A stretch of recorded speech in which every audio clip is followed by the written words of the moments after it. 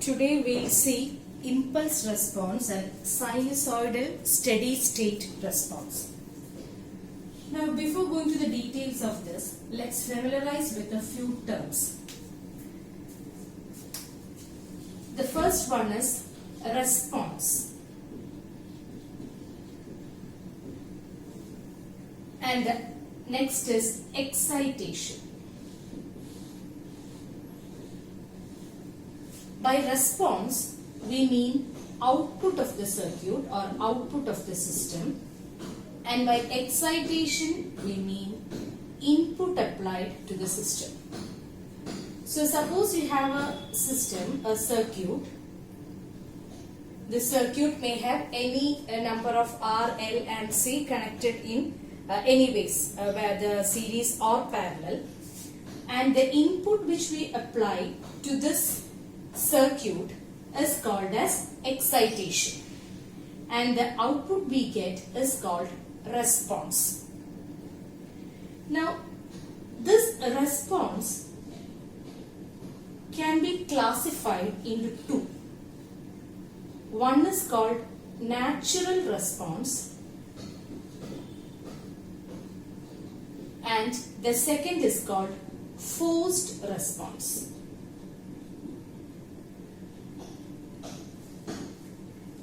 Natural response means the circuit is allowed to react naturally according to its natural frequencies. This happens only when we apply delta of t as input to the circuit. Delta of t, we have seen earlier, it is impulse function. So when you apply an impulse function as input to a circuit, the circuit will react naturally according to its natural frequencies. Such a response is called as natural response. Whereas forced response means we are giving an excitation and the circuit is forced to react according to that input frequency, and the output which we get is called as forced response. For example, suppose you have a circuit to which, say, I am applying a sinusoidal voltage, say sine omega naught t plus say phi. Then this particular circuit is forced to respond according to this input frequency, and we call such a response as forced response. When you apply a sinusoidal input to a circuit, the output is called as sinusoidal response. So sinusoidal response is an example of forced response where the circuit is forced to react according to the input frequency. Whereas natural response means the circuit is allowed to react naturally. This happens only when you apply an impulse function. Impulse function means you apply an energy instantaneously, just at t equal to 0, and the circuit is allowed to react naturally after that time. Or natural response is a response of the circuit when no input is given and the circuit responds only according to its initial conditions. Such a response is called as natural response, whereas forced response means the input has some frequency and the circuit is forced to respond according to those input frequencies. So example, natural response is impulse response and forced response is sinusoidal response. Now we will see in detail about this impulse response, how to find out the impulse response of a circuit, and also how to find out the sinusoidal response. So as I said earlier, we will see impulse response first. impulse response means you have a circuit to which you apply delta of t as the input. The output obtained when you apply impulse as input is called impulse response, which is represented as h of t. Okay? And if we take the Laplace transform of h of t, we will get h of s, which is the transfer function. This is impulse response. Now, transfer function characterizes a system, or it is the identity of the system. So, for a system, for a circuit, if I write as h of s is the transfer function of the system, meaning it is a Laplace transform of output divided by Laplace transform of input. The most generic definition of transfer function is transfer function is equal to Laplace transform of output by Laplace transform of input. Clear? Now we'll take an example.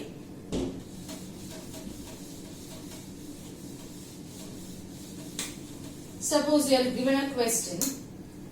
Find out the impulse response of the system characterized by the differential equation d squared by dt squared of y of t plus 5 d by dt of y of t plus 6y of t equal to, say, 2 into x of t. So you are given a differential equation and asked to find out the impulse response of the system. So what we have to do is, we will take the Laplace transform of this equation on both sides. So taking Laplace transform on both sides. Now we have learned that if Laplace transform of y of t is y of s, then what is Laplace transform of d by dt of y of t?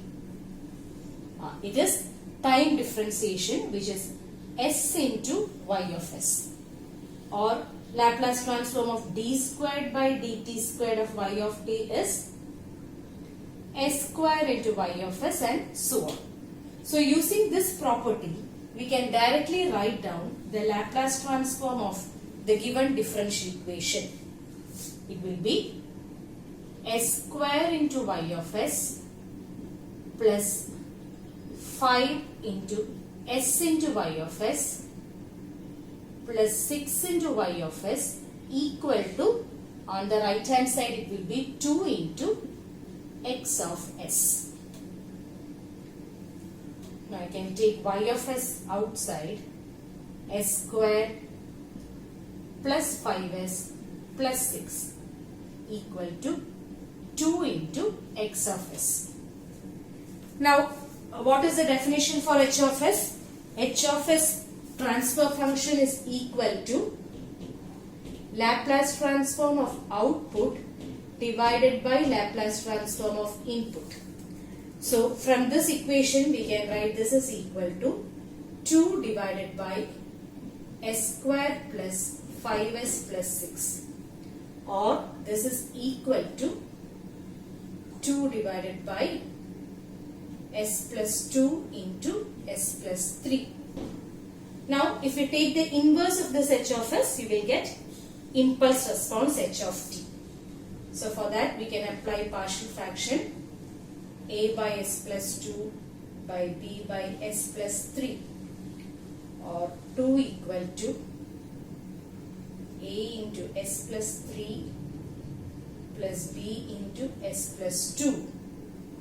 If we substitute s equal to minus 2, then b term will reduce to 0 and we will get 2 equal to a into 3 minus 2 is 1, or we will get a equal to 2. Right? Similarly, substitute s equal to minus 3, then 2 is equal to b into minus 1, which implies b equal to minus 2. Therefore, we will get h of s equal to a is 2 by s plus 2, then minus 2 by s plus 3. Now we can write down the impulse response. Therefore, impulse response h of t is equal to 2 into e raised to minus 2t minus e raised to minus 8. So this is how we find out the impulse response of a circuit when it is represented by a differential equation. Just take Laplace transform on both the sides. Write down the expression for h of s, which is y of s by x of s, and then take the inverse to get the impulse response h of t. Let's take another example. Find impulse response of the system represented by the differential equation d square by dt square of y of t plus 2 into d by dt of y of t plus 2 into y of t equal to x of t. So similar to the previous problem, here also we can take the Laplace transform on both sides. Then it will be s square into y of s plus 2s into y of s plus 2 into y of s equal to x of s, or y of s into s square plus 2s plus 2 equal to x of s. Therefore, transfer function h of s equal to y of s by x of s, which is 1 divided by s square plus 2s plus 2. Now this can be written as 1 by s plus 1 the whole square plus 1 square. S square plus 2s plus 1 plus 1 will be 2. So s square plus 2s plus 1. Now we can directly take the inverse h of t equal to, if it was 1 by s square plus 1 square, then it is sin t. But here s is replaced by s plus 1. So it is e raised to minus t sin t. This is impulse response. So this is how we find out the impulse response from a given differential equation. Now we will do another example. Find out the impulse response of the circuit shown. And the circuit is given.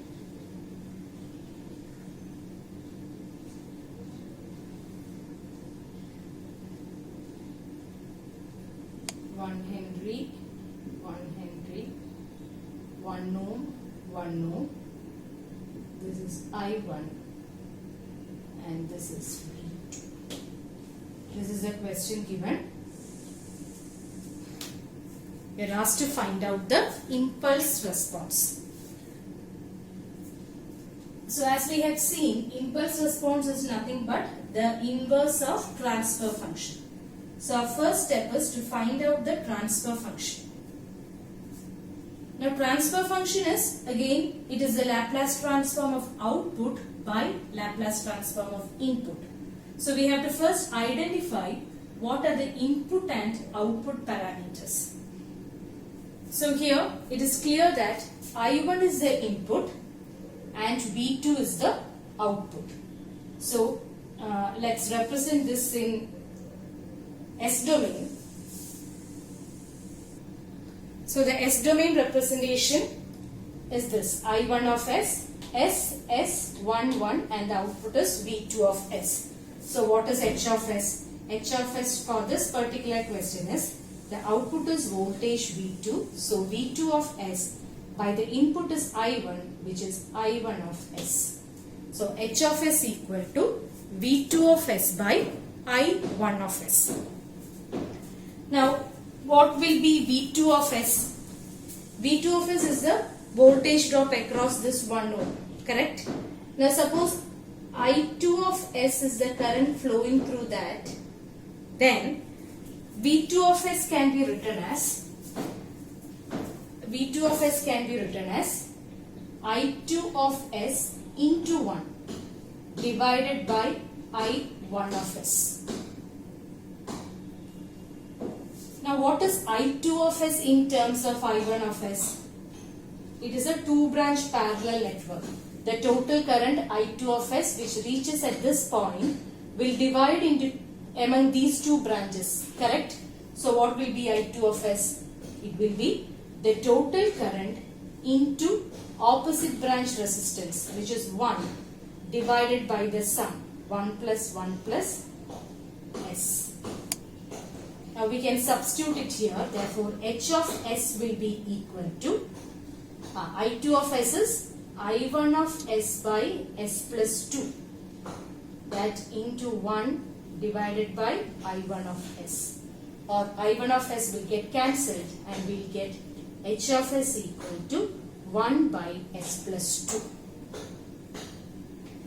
Therefore, what will be the inverse? H of T will be equal to e raised to minus 2t. So, this is how we find out the impulse response if a circuit is given. First, identify the input parameter and the output parameter. Take the transfer function, Laplace transform of output by Laplace transform of input, and then take its inverse. We will get the impulse response. Sinusoidal steady state response. Now, as we had seen earlier, this is an example of a forced response where we have a circuit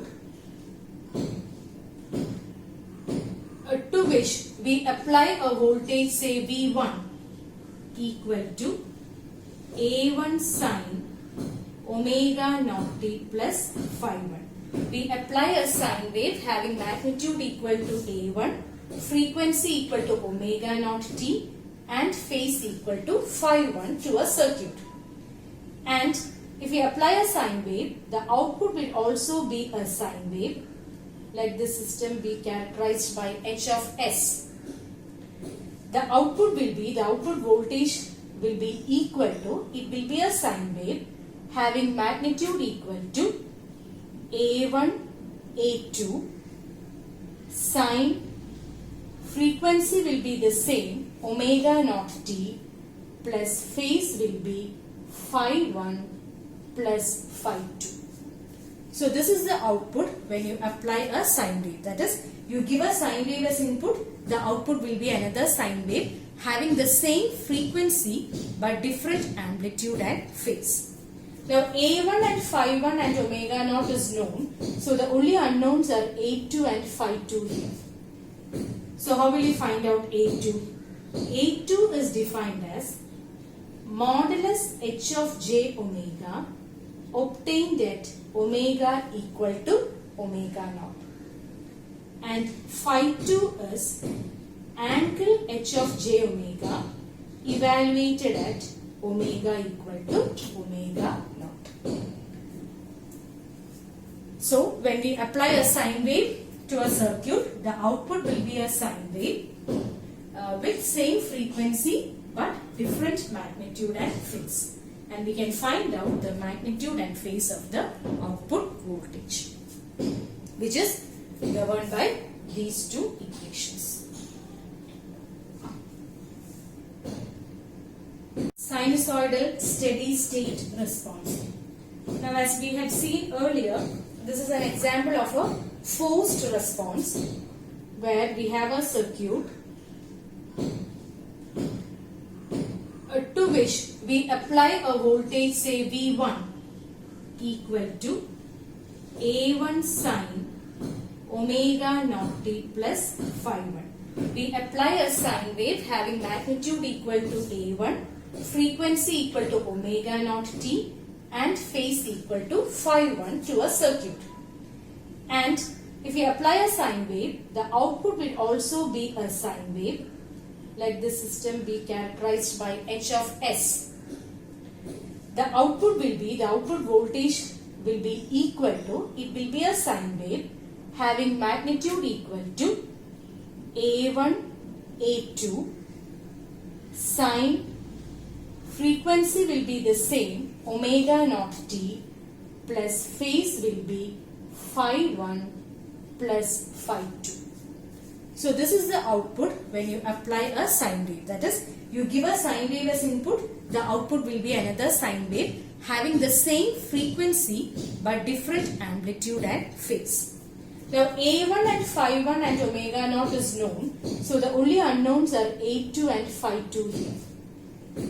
So how will you find out A2?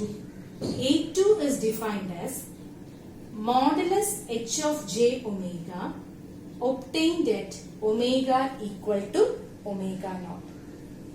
And phi 2 is angle H of j omega evaluated at omega equal to omega naught. So when we apply a sine wave to a circuit, the output will be a sine wave with same frequency but different magnitude and phase. And we can find out the magnitude and phase of the output voltage, which is governed by these two equations. Let's do a question. Find the sinusoidal steady state response for the circuit shown. So here a system with transfer function h of s equal to s by s plus 1 is given, and the input is a sine t, 2 sine t. We need to find out V2 of t. So here V1 is equal to 2 sine t, meaning A1 is equal to 2, omega naught is equal to 1, and there is no phase, phase is 0. So these are the data which we get from the input. And also h of s is given as s by s plus 1. From this we can write down h of j omega. H of j omega will be, replace all s by j omega. So it will be j omega by j omega plus 1. Now we know V2 of t is equal to A1 A2 sine omega naught t plus phi 1 plus phi 2. So we need to find out A2 and phi 2. So A2 is defined as modulus h of j omega evaluated at omega equal to omega naught. Now here what is omega naught? Omega naught is 1. So this is equal to, how will you take the modulus? It is root of a square plus b square. Here a is 0. So root of omega square, which is omega divided by root of omega square plus 1 square. This evaluated at omega equal to 1, which is equal to 1 by root 2. So we got A2. Now we need to find out phi 2. What is phi 2? Phi 2 is defined as angle h of j omega evaluated at omega equal to omega naught. Now what is angle? Angle is tan inverse b by a. Tan inverse a is 0. So omega by 0 minus tan inverse omega by 1 evaluated at omega equal to 1. That is tan inverse infinity minus omega is 1 tan inverse 1, which is 90 degree minus 45 degree, which is 45. So we got phi 1 and phi 2. Then what will be therefore? V2 of t is equal to A1 is 2, A2 is 1 by root 2, sine omega naught is 1, so t plus phi 1 is 0, phi 2 is 45 degree, or this is equal to root 2 sine t plus 45 degree. This is the answer. So to find out sinusoidal steady state response, just identify A1, omega naught and phi 1. Then we can find out A2 and phi 2. Then substitute in this output equation. Next question. Find steady state output voltage V naught. So here the input is a sine wave. So we'll first find out the transfer function H of S. For that we can represent the circuit in S domain.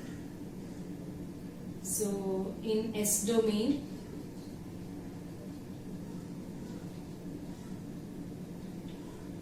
equivalent circuit will be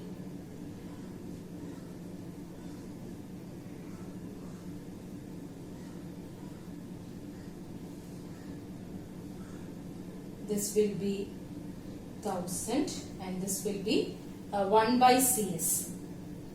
So it will be 10 raised to 5 by S. Output is V naught of S. Input is V1 of S.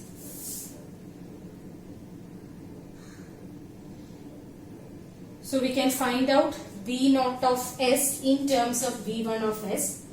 It's a series circuit, so V naught of S is drop across this capacitor. 1000 and 10 raised to 5 by S are in series, so drop across one particular element is total voltage applied into that particular resistance or impedance divided by the sum. Okay, this is output voltage. Now we can simplify this and we'll get H of S equal to H of S is output V naught of S by V1 of S, which is equal to, after simplification we'll get it as 100 by S plus 100. This is H of S. Okay, so therefore H of J omega will be equal to 100 by J omega plus 100. Now here the input is sum of two terms, which is 3 plus 4 sine 100t. So here we have two terms. So the first term is just 3. It is a DC voltage. So A1 is equal to 3. Omega naught, there is no frequency there, it is 0. And there is no phase. Omega naught 1 will put. And phi 1 is also 0. This is with respect to this 3. Now with respect to this term, 4 sine 100t, let's write it as A2 here. A2 is equal to 4. Omega naught 2 is 100 and phi 2 is 0. Okay. So here we need to find out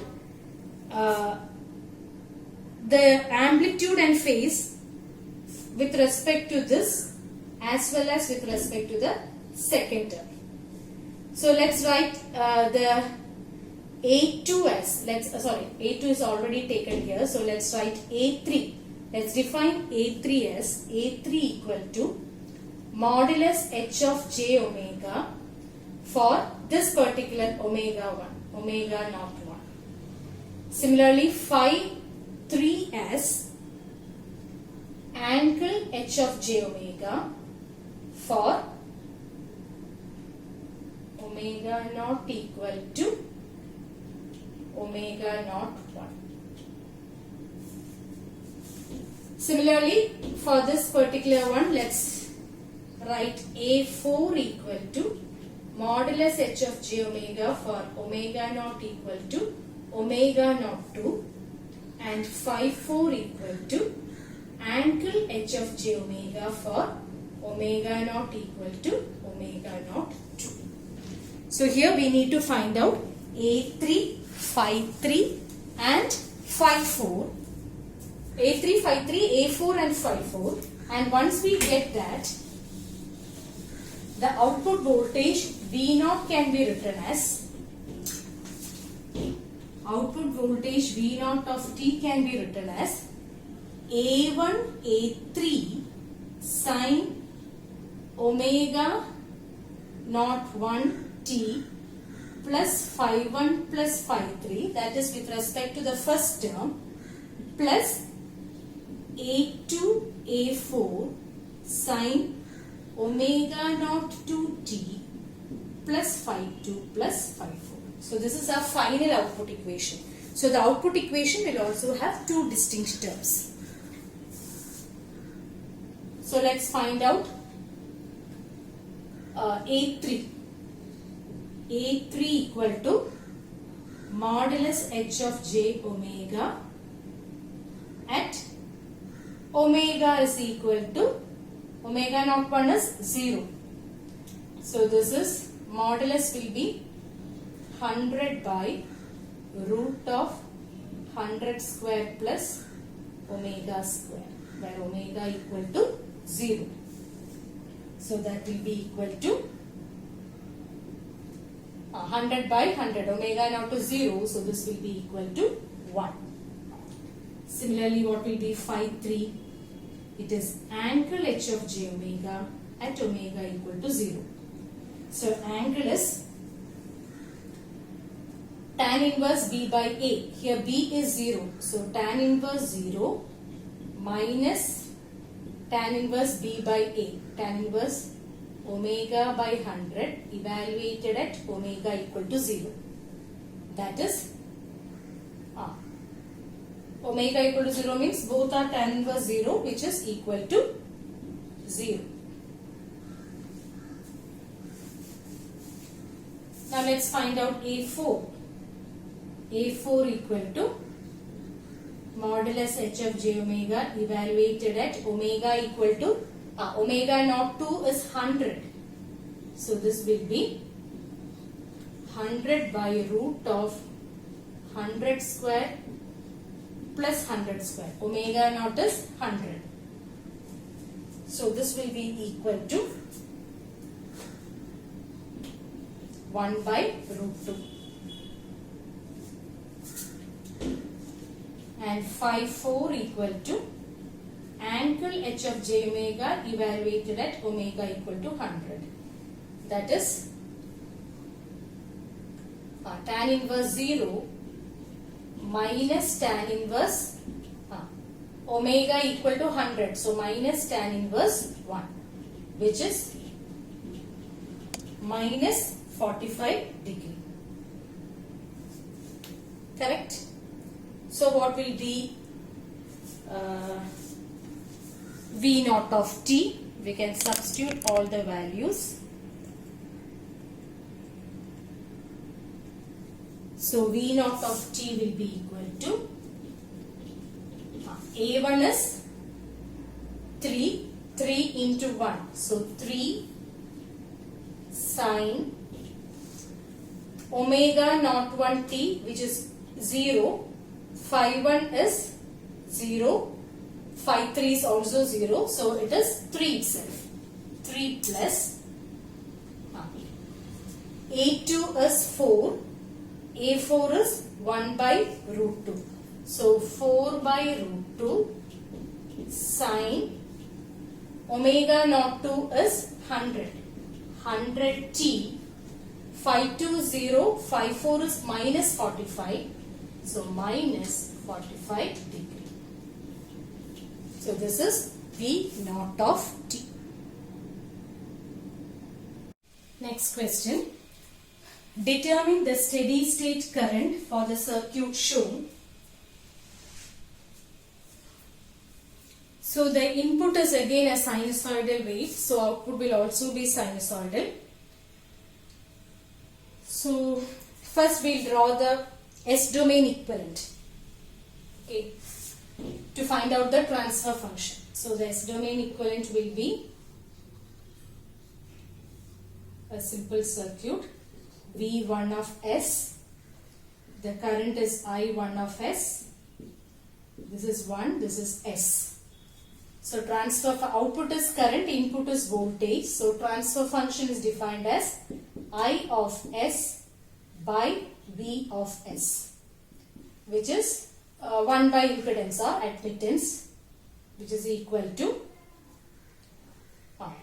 impedance is S plus 1. So 1 by S plus 1 is H of S, or H of J omega can be written as 1 by J omega plus 1. Okay.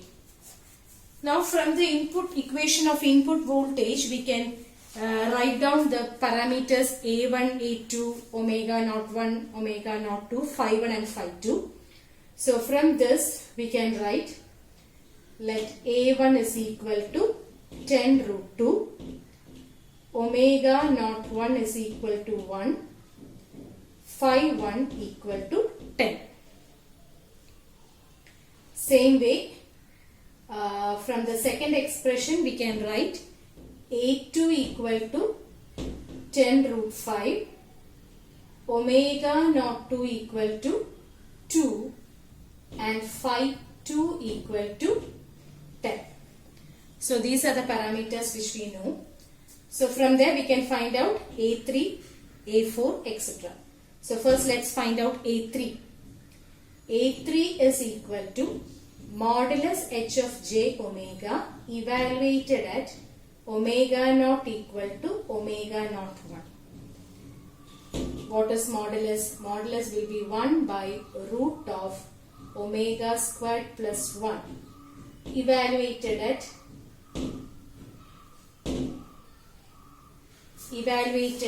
omega is equal to, what is omega naught 1? It is 1. So this will be 1 by root 2.